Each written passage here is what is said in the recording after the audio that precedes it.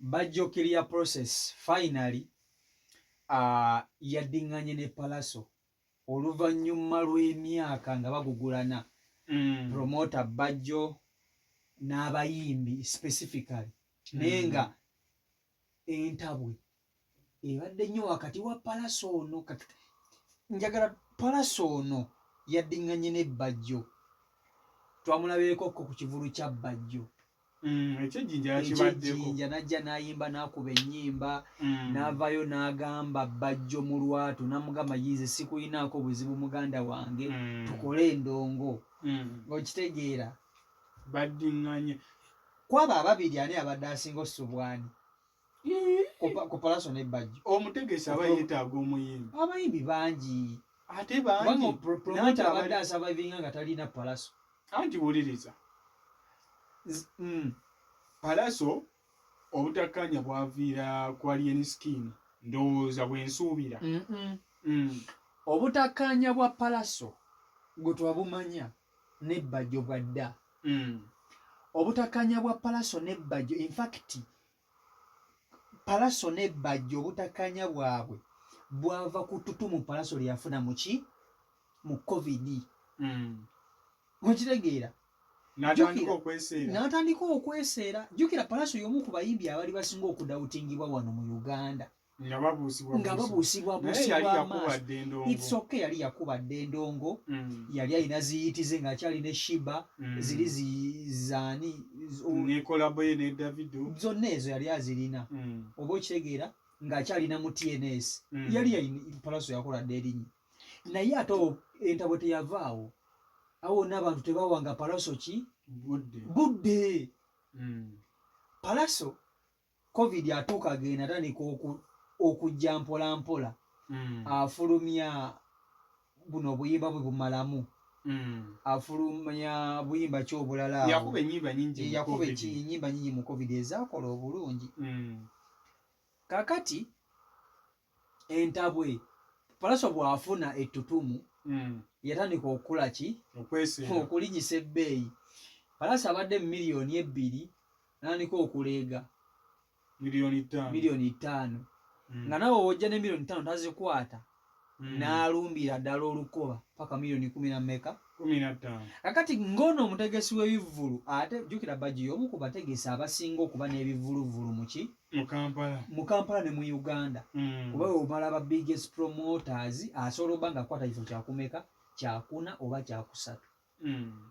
bwe tubala Abitex Balamu Kati BAJJO Kavuma ye Kati waliwo ono eyategeka Jostede omumpi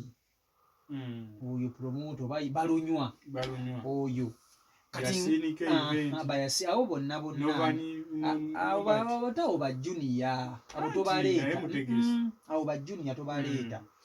kati PALLASO yeeseera ono yagenda okulaba nga akatale ke bakasuula jjukira abapromota bali bemanyi nga be bategerera abayimbi ndowooza akola lisiti n'atandika n'okola bilisiti bye ebyo by'ekisiru bye yakola ng'ayagala asuula abayimbi abamu bakkakkana amaanyi kati ndowooza olutalo lwatandikira awo 2022 nga covid awedde 2022 kati awo nabe we yava nga tulinga guno gwennyini omwaka BAJJO n'atandika okulayira oyo PALLASO tamanyi kuyimba aseera biki wololo kyogamba Eddie Kenzo boa yawulita BET tagira wolo n'ayogera bingi ate nga twaliko ku kivulu ekimu era Eddie Kenzo n'agaana okuyimba nga ku kya BAJJO kyennyini nga kye kimugaana yamusaba miliyoni 10 Eddie Kenzo yasaba BAJJO miliyoni 10 n'azimuwa n'agaana n'ajja ku kivulu ono ng'alinawo 7 n'amugamba nze nzirayo ate abayimbi be batyo babeera n'amuwa amafuta ga kadolina ddala bweweefula mbu zimanyi oyingira bizinesi y'omuntu n'agala okumutegeerera ng'akera ku makya n'agenda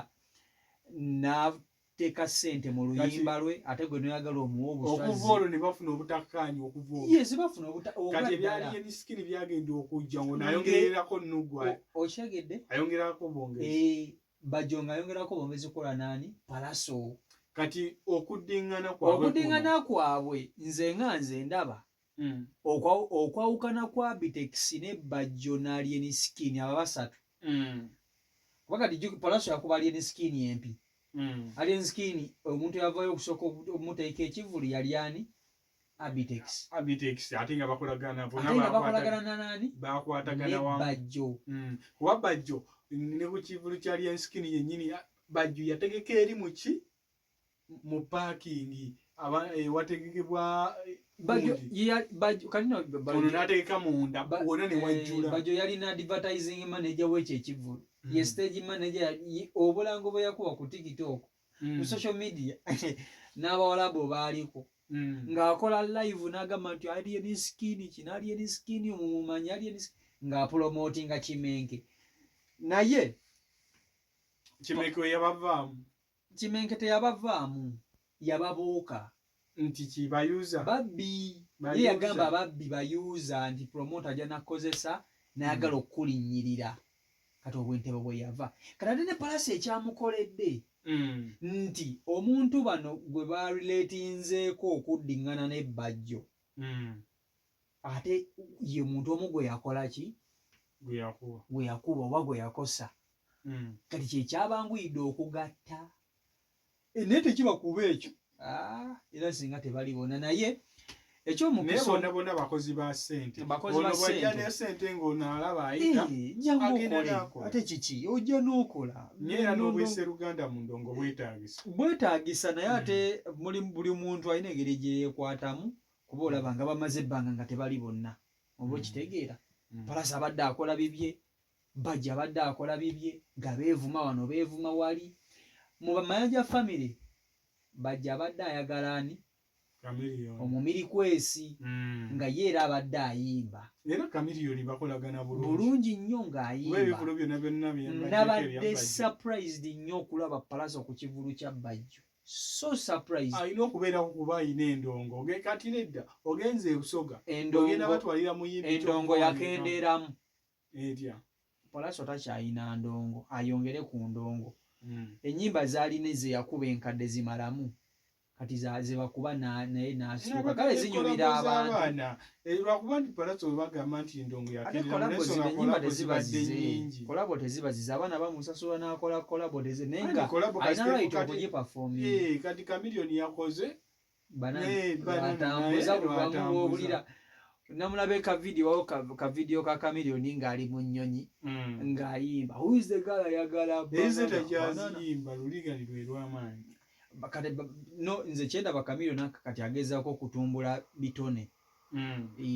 by the way Kamiliyoni omu ku bayimbi abasinga okwagaliza wano e Uganda nze simulabamu nooma yonna oba lwakuba nti akuze ndaba oba lwakuba nti akuze naye nga Pallaso BAJJO bazzeemu kati bakwatagana bakole ssente kati yegambye n'okugamba nti ewa nga 31 mu nkuuka agenda kujja bakuba endongo oli musiime wa Kabaka oli mu lubiri ayanirizibwa musiime bamusiima buli afukamira mu maaso ga Kabaka bamusiima yasaani Sapayasi akayimba Pallaso Sapayasi mayanyi kasita katuuka ewa Kabaka Kabaka n'asiima bakamuperformingire kati ne bagundi basiime ba triplets ate batuukayo babayita ne bakwata Kabaka mu ngalo obayita kirala okumuperformingira baperforming bulungi nnyo ne bazina okujja n'operforminga n'ogenda n'okwata Kabaka mu ngalo kyanjawulo nga ye okweyitira oli yayimba akayimba ka birthday nikakwata Kabaka okyegera happy birthday to you basa triplets nerinnya terijja basa triplets anti kati baga buli agenda mu maaso ga Kabaka afuuka ssa buli Kabaka gwatekwatako mu ngalo nga munnabitone afuuka ssa basa tulina bameka tulina Walukagga Sawalu Mathias Walukagga Samisa Kisemakula kati tweyongerako sa Pallaso kati sa triplets ghetto kids naye nga tubaagaliza luwanguzi nedda bapromota okwatagana kw'abayimbi ne bapromota nze ndaba kale ekyo kya buntu kya buntu nedda ne mu business by the way bakolagana buno ne Lutalo naye ayimbye ate ne Lutalo namuwulira nga naye bajja amwogerako mbu aseera era bapromota abamu ebivulu byonna byembaddeko ebya Bajjo David Lutalo ayimbye ate nga yemeeni ki ebiseera ebisinga bamukulembeza nnyo nti woolanga Lutalo ajjuza mbu ayina abantu baleeta oshegera we twali ku Forest Park e Buloba yamulanga mpozi wano wokka ku Uganda Museum watamulanga wokawokera kamiliyoni yejja n'akola wano yalanga Kenzo n'ajja n'amwekyangirako naye Kenzo ne mune yabayimba nti bazzi bakolagana era Lutalo ye talina Palaso babadde na Palaso abadde n'eggume Palaso eggume ayina eggume obuzibu bw'alina kati ate asobola okubanga kati wuliriza Palaso n'ekyamuletedde okugenda ku kivulu kya Bajjo kuba kati Palaso takyalina ndongo kati ate yeetaaga bapromota essaawa eno kubanga Alien Skin yamubikka